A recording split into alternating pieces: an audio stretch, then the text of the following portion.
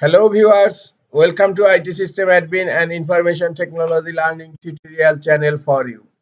Today in this tutorial I am going to show you how to enable grammar suggestions in Gmail.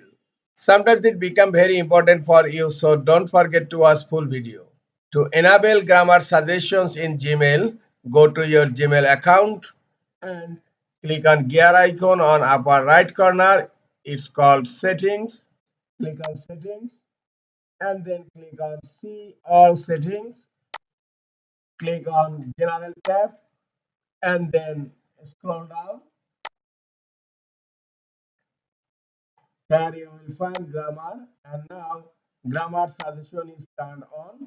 Just click on the grammar suggestions on button. Now grammar suggestions on selected and then scroll down, click on save changes. Now again go to settings for check. Click on settings, click on see all settings and scroll down. Now look, grammar suggestions is turned on in my Gmail account. This is all for today. Hope this tutorial is helpful for you.